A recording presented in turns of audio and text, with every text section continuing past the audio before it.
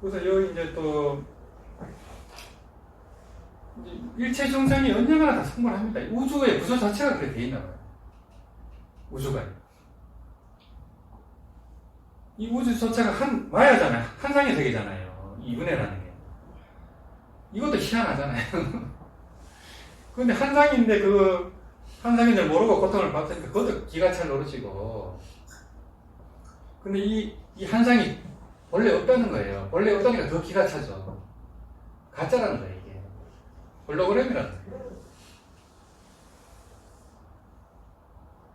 그래서 그 의식의 진화를 통해서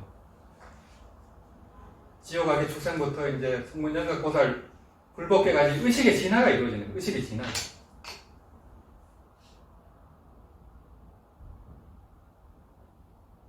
이 우주 자체가 하나의 거대한 생명체.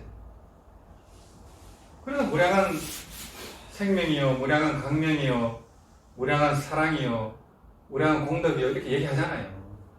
이 지구 우주 자체가 무한한 생명이에요. 무한한 빛이고요. 성경에 나오는 건 비슷하죠. 이 천지 창조가 일어나기 전에 하나님 자리입니다. 이 아미타불의 법신 자리가. 무한한 생명, 이 사랑의 자리이기 때문에 누구나 다 성불할 수밖에 없어요. 이 자리가. 그래가지고 이제 그 상불경 보살이라고 있지 않습니까?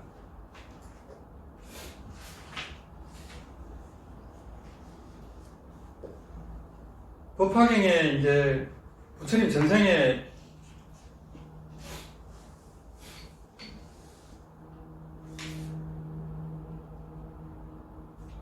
상불경 보살이라고 나오거든요.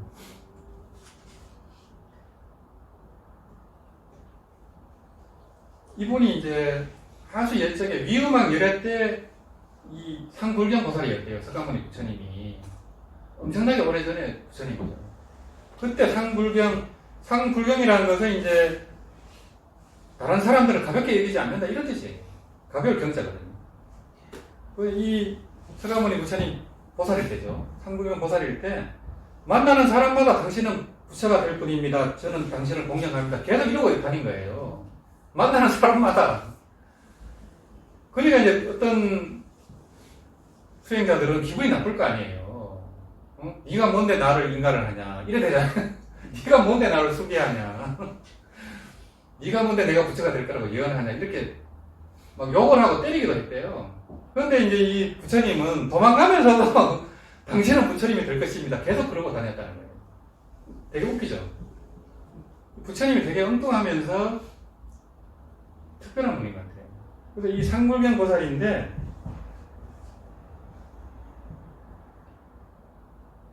이분이 이제 그때 그렇게 할 때 돌을 던지고 욕을 하고 때린 사람이 어떻게 됐겠어요?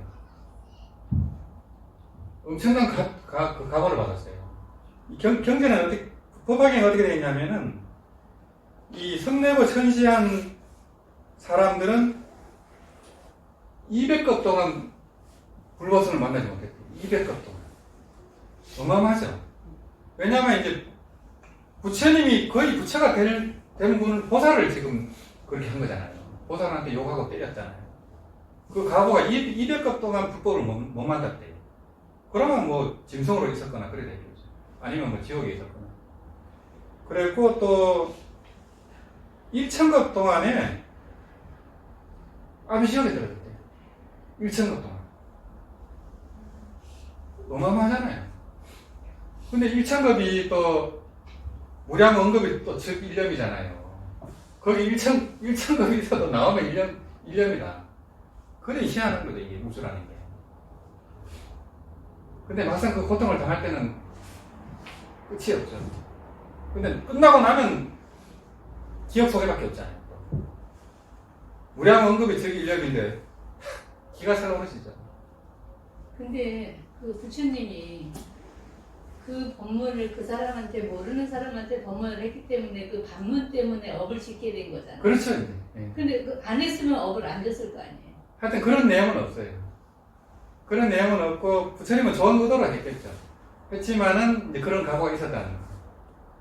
근데 이제 우리는 그런 내용을 지금 알잖아요. 그러면 싹수가 있는 사람한테 얘기했겠죠. 그죠? 예. 근데 부처님도 아마 싹수가 있는 사람한테 했을 거예요. 그런데 암환심 있는 사람은 기분 나쁠 거예요. 왜냐면, 나는 큰 스님인데 저희, 뭐 잘 모르는 사람이 와갖고 당신은 부처가 될 것입니다. 이래버리면 기분 나쁘잖아요. 아마 그런 경우였을 것 같아요. 그래서 이제 육조 스님도 보면은 이 유전 돈법, 이 돈법은 그릇이 되는 사람한테만 전하라 했어요. 아, 미친놈이라 하잖아요. 단박 깨친다 하니까 미친놈이라 하지. 경전에는 사마성기 그걸 닦아야 된다 했는데 무슨 도노한다고 직지인심 견성성불이라 해버리니까 미친놈이라 할 거 아니에요. 그래서 반드시 그 근기가 되는 사람한테 전하라 했어요. 그리고 법화경도 마찬가지입니다. 반드시 그걸 받아서 수지 독성할 만한 사람한테 줘야 돼요. 안 그러면 큰일 납니다. 그 받는 사람이 죄를 짓잖아요. 경전을 막 집어 던져버리고 막 이래버리니까요. 그래서 이제 우리 정토행자 된 분도 그 정토봉을 받아들이기 전에 정토 삼보경을 그 엄마가 드렸는데 엄마도 스님이었대요.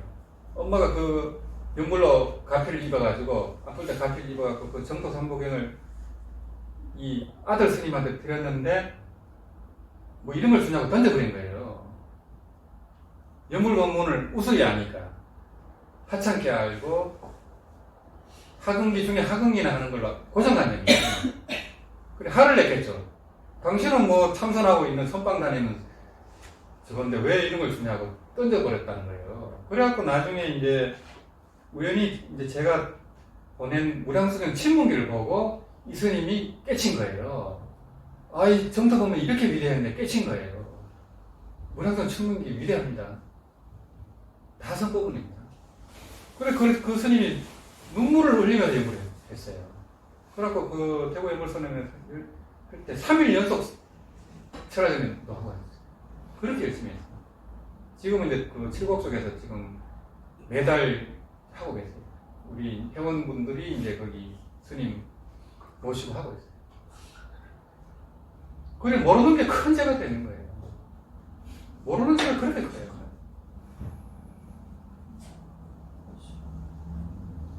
그런데 이 이제 1천도 동안 아비족의 고통을 받았잖아요.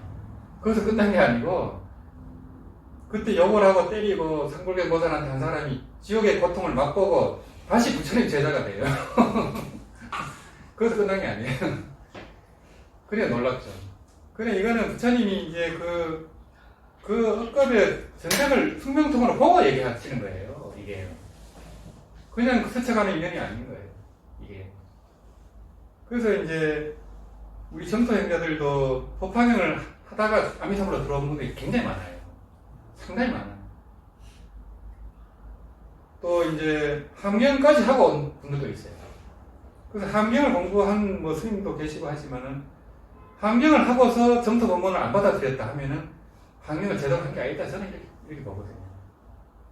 그 큰 스님이라도 저는 그렇게 얘기할 것 같아요. 그래서 이제 정홍 스님도 33세 때부터 이제 이병란 거사님한테 불경을 배워가지고 함경을 20년 강의하고 정토 법문을 받아들였대요. 이미 이병란 거사님은 대만에서 뭐 몇십만 명을 거두린 그 정토 단체의 어른이잖아요. 그분한테 그걸 정토 법문을 20년을 들었는데도 못 믿었대요. 그냥 알기는 알았는데 안 받아들인 거예요. 당신은 함경을 강의하니까 함경이 더 위대하다고 생각했겠죠. 그런데 함경에서 이 보현홍품에서 드디어 깨친 거예요. 정토 법문이 더 위냐 이렇게 된 거예요. 함경의 결론이 왕생성불이네 이렇게 된 거예요. 그래서 그때부터는 이제 이 정토 법문 무량수경이라든지 정토 법문만 이제 강의를 하게 됐습니다. 그렇게 본인이 고백을 하거든요. 그래서 그런 이제 강경설법을 하는 큰 스님도 정토 법문을 받아들일 때 20년 걸렸으니 조고정 스님, 선방 스님들이 받아들이겠어요? 아주 확률이 낮다고 봐요. 저는. 제가 이번에 축사사, 부석사 가서 더 실감했습니다. 더 느꼈습니다. 그래갖고 이 토요 강의를 이 철호선사 일부러 제가 선사 보고를 한 이유가 그거예요. 도저히 안 먹히니까 이제 철호선사 법무가 이게 끝나면 이제 수심결이라든지 진심직설이라든지 선법문을 가지고 강의를 할 생각이 있어요. 이제 1호 법회에서는 이제 정토 법문을 좀 강의를 좀 하고 이제 연불생을 하겠죠. 그렇게 하려고 합니다. 왜냐하면 스님 한 분이 이 정토 법문을 받아들이면요 수백 명, 수천 명이 정토 인자가 되잖아요. 그래서 그런 거예요. 그래서 스님이 정토 법문에서 한의심을 내고 전화를 주시고 하면 제가 책을 많이 선물합니다. 그런 분들 정말 귀하거든요. 정말 귀해요.